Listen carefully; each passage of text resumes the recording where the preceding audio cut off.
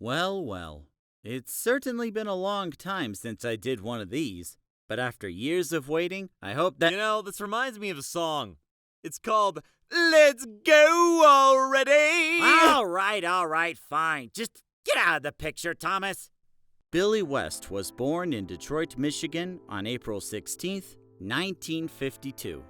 Although he is known as one of the greatest voice actors in the business, his life wasn't always rainbows and sunshines, especially not his childhood. I'm gonna go out on a limb and say that he struggled a lot with his time in grade school. More so than you may realize, Billy hated going to school because nothing made sense to him.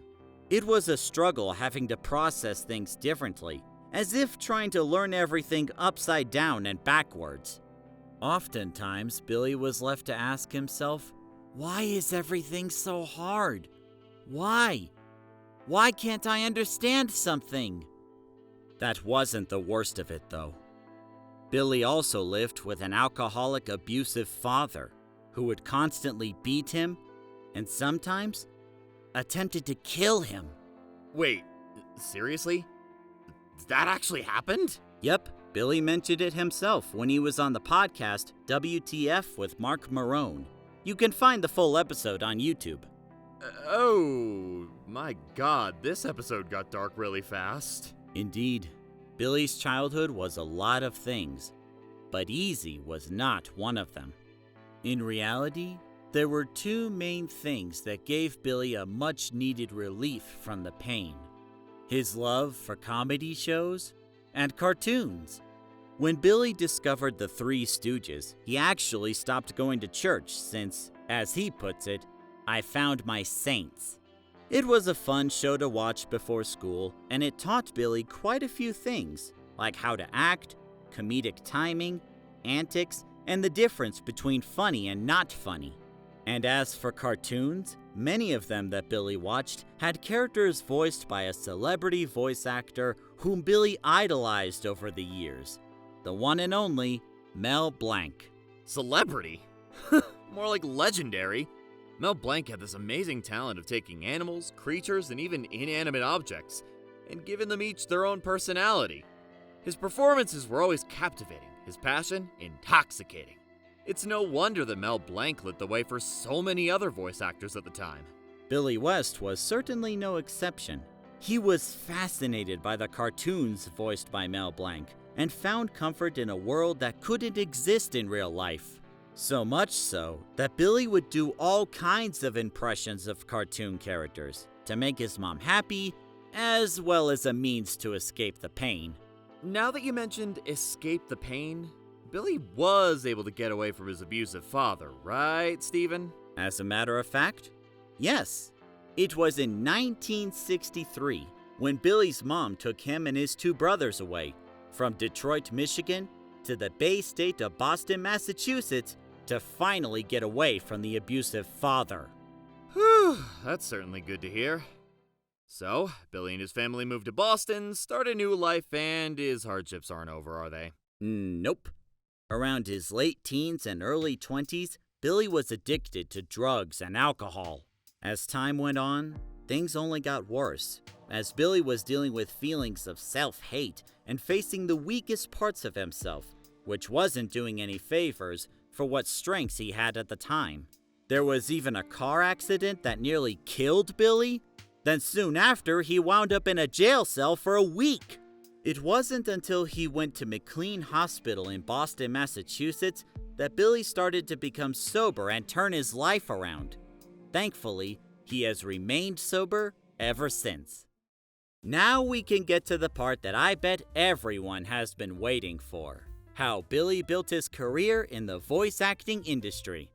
Me, I'm waiting on a certain part, but you'll know it when we get there. So, Steven, how did Billy's voice acting career begin? It actually didn't start out in voice acting. Not right away.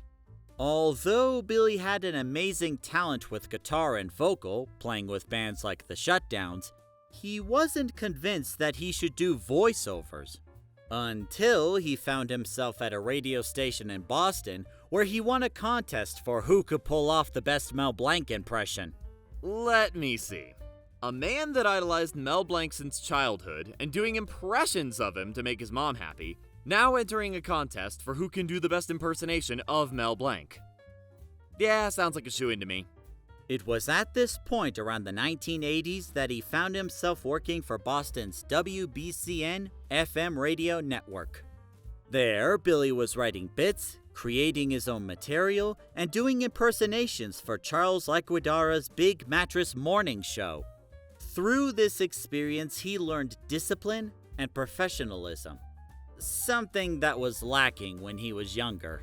In this kind of environment, you were constantly expected to deliver, to create, to perform. Years later, he moved to New York City and became part of the Howard Stern Show, doing impressions of Cincinnati Reds owner Marge Schott.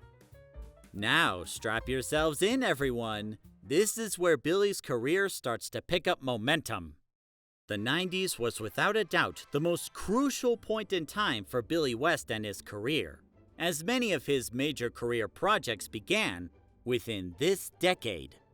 Some of Billy's early highlights came from Nicktoons, specifically Doug, which ran from 1991 to 1994, and more notably, Ren and Stimpy from 1992 to 1996. Sure, Ren and Stimpy in particular proved to be very successful, but in the voice acting business, big successes are never guaranteed. Ultimately, a job is a job, and at times it can take a certain amount of luck for a project to gain enough popularity. As luck would have it, the Nicktoons at the time had a certain personality, a certain spirit to their shows that other cartoon channels lacked. Thus, Nicktoons like Ren and Stimpy would gain a massive following. Billy even got a nomination for the 1994 Annie Award for Best Achievement for Voice Acting. Oh wow, did he win? Close, but no. That award went to Jeremy Irons from The Lion King. Tough competition to be fair. However, not winning an award doesn't always mean losing. Right. The nomination itself did help put Billy West on the map, and soon he was called up by Warner Brothers to star in their Looney Tunes film of November 15th, 1996, Space Jam! Whew, now that's a trip down memory lane. A fun, zany adventure that captured the spirit of Looney Tunes. It also didn't hurt that Billy West does quite a good Mel Blanc impression. He got to play Elmer Fudd and the star of the show aside from Michael Jordan, good old Bugs Bunny. That's the kind of main role that so many voice actors would covet. And Billy got to be the one to voice the famous rabbit. It must have been like a childhood dream come true for him. After this movie's phenomenal success, Billy West would get to dive deeper into voice acting and play many roles. Remember the red M&M guy from the commercials? That was him. Remember Shaggy Rogers from Scooby-Doo on Zombie Island? That was also him. Rancid Rabbit from Cat Dog. Woody Woodpecker? Popeye the Sailor Man. And many more. All right, Steven, you've done more than enough stalling. It's time to get to the main reason I'm here. Yep, I knew this was coming. Jump forward to 1999 and we arrive at one of the pinnacles of Billy West and his voice acting career, Futurama. Woo! Yeah, baby! I love Futurama so much. I must have watched the entirety of the episodes and movies like 10 times over. That would probably explain all the wear, tear, and food crumbs I found on the DVDs. But honestly, who could blame you, Thomas? Futurama is one of the best animated series out there, due to no small part of the voice acting cast. When Billy West first auditioned for the show, he wasn't sure what role he would get. So he tried out multiple auditions: Fry, Zoidberg, Professor Farnsworth, even Bender at one point. As curious as I am to hear Billy's take on our favorite robot, I think it's safe to say that John DiMaggio does the better Bender. Even Billy himself would agree on that one. And get this, there was almost a time when Billy West would not play Fry. What? You're kidding! Oh, I was just as shocked as you are. Originally, someone else was going to play Fry, but as production started to get going, The producers called Billy in and had him record some lines. From that point onward, he would play the Fry we know and love today. No disrespect to the other guy, but whew, good call. Billy West got Fry's character down to a T, portraying a 25-year-old that's both whiny and nasally, like you were, Steven. Uh-huh. I'll be sure to remember that the next time you ask for Chipotle. And did I forget to mention how much I love you, brother? Yeah, you stinky suck-up. During Futurama's runtime, Billy did manage to win an award in 2012 from the BTVA People's Choice Voice Acting Award for Best Male Lead Vocal Performance in a Television Series. Good on, Billy. He earned it. I just realized something. This video is called Inspiring Autism Stories, and yet we haven't mentioned anything about autism. Good catch. That's because Billy West did not discover his autism until more recently, around the year 2019. It was also in this year that Billy first announced it during one of Gilbert Gottfried's podcasts. Fair warning though, this podcast does get very spicy. Listener discretion is advised. Ooh, did you say spicy? I love spicy. I'm gonna go check that out. No, Thomas, wait, that's not what I meant by spicy! Ugh, what am I going to do with him? When Billy received the autism diagnosis, it gave him answers to the questions he asked himself ever since he was the little boy in Detroit. While he did try his best to hide parts of himself back then, nowadays looking back, he sees a world of people exploring their gifts, like superpowers, and using them to uplift those they come into contact with, to edify something noble that will do good for people. The story of Billy West is not one of college degrees, mass fortunes, or even having a perfect life, but rather the more simple, more humble elements to success. Finding your inner strength in the darkest of times, discovering what it is you love, what truly makes you happy, and following that passion to an incredible adventure. Many would say that Billy West is the Mel Blanc of our time, but not Billy.